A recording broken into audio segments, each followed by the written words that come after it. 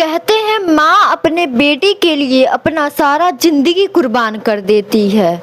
अगर वही बेटी सरकारी नौकरी और प्रॉपर्टी पाने के लिए अपनी माँ के मौत का साजिश कर सकती है तो इस पे आप क्या बोलेंगे। तो hello guys, good morning, good afternoon, कैसे हैं आप लोग। Welcome back to my YouTube channel.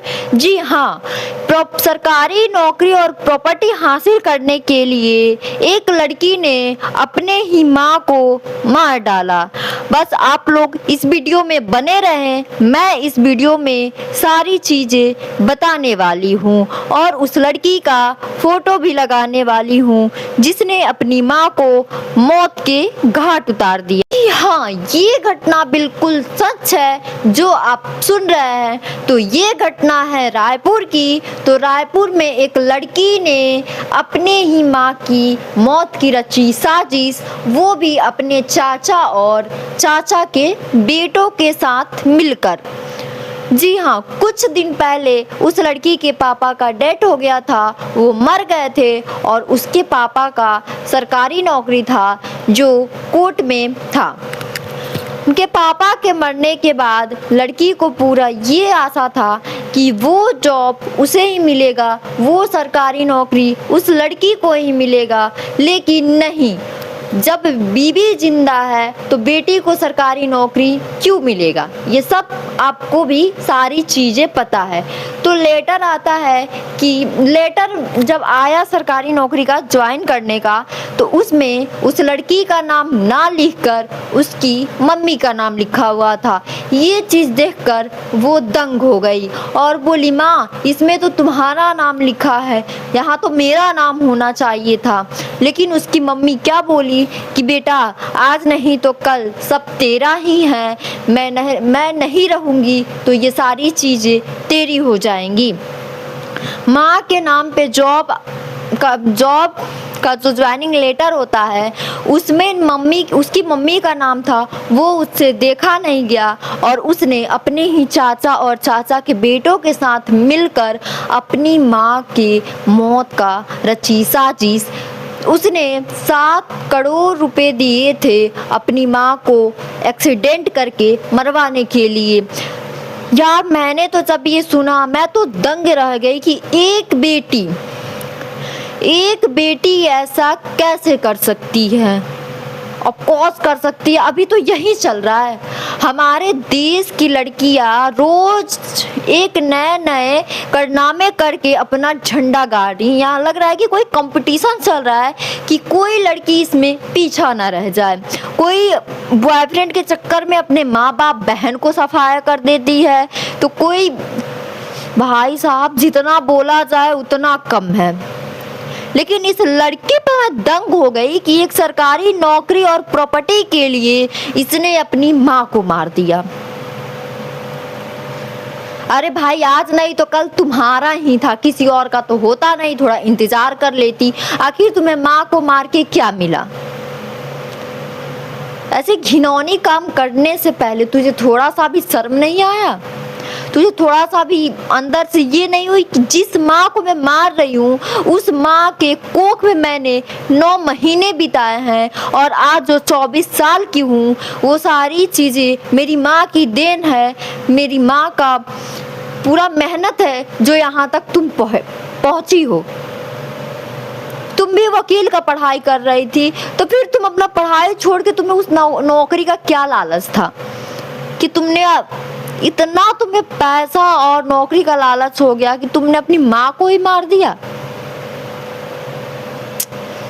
सोच के इंसान बिल्कुल शौक में आ जा रहा है कि आखिर हमारे देश में चल क्या रहा है। सारे झंडे तो ये लड़कियां गाड़ रही हैं ना। अभी हम लोग बात करते हैं कि लड़के ऐसे करते हैं, लड़के वैसे करते हैं, हमारी लड़कियां कौन सी कम है भाई। अगर तुम्हारी बेटी होती जो तुम्हारे साथ ऐसा करती तो तुम पे क्या बीतती।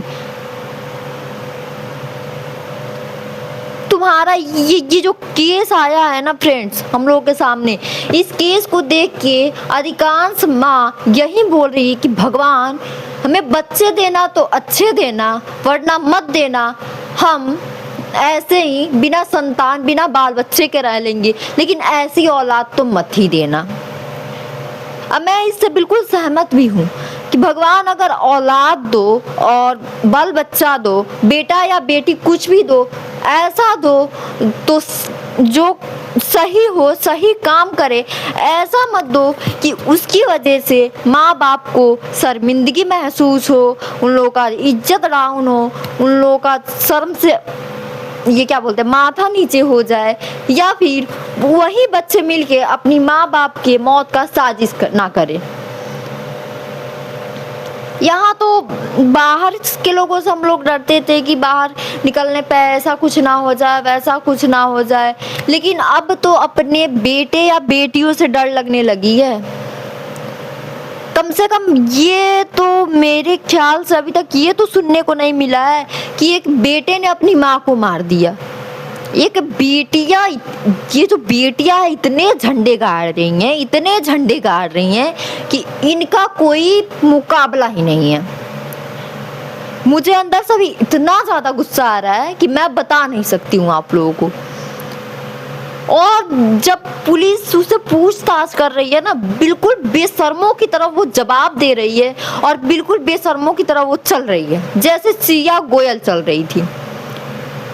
उसे किसी भी चीज का ना डर है, ना लाज है, ना शर्म है, और ना ही पछतावा है कि उसने ऐसा क्यों किया।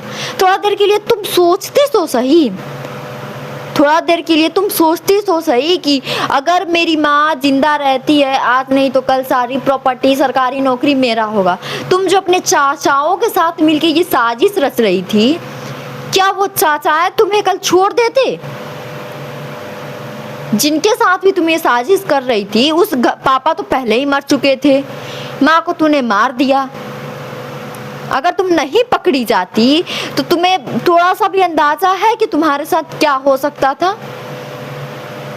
नहीं। तो भाई कुछ भी कर रहे हो तो थोड़ा दिमाग तो यूज किया करो तुम लोग, कि आखिर तुम लोग कर क्या रहे हो। सबसे बड़ा, पता आप लोगों को, सबसे बड़ा दुश्मन इंसान का ना पैसा हो गया है। पैसा रहेगा तो 20 लोग पीछे पड़े रहेंगे कि इसे मार दो, इसका प्रॉपर्टी हासिल कर लो, और पैसा नहीं रहेगा तो आपको कोई पूछेगा नहीं। सबकी जड़ ये पैसा है। आखिर उस बेचारी के पास क्या था? प्रॉपर्टी और सरकारी नौकरी की वजह से उसकी जान चली गई ना। लो अब जेल में बैठ के करना सरकारी नौकरी, प्रॉपर्टी वही मंगा लेना, जेल में बैठ के प्रॉपर्टी पे ऐश करना तुम।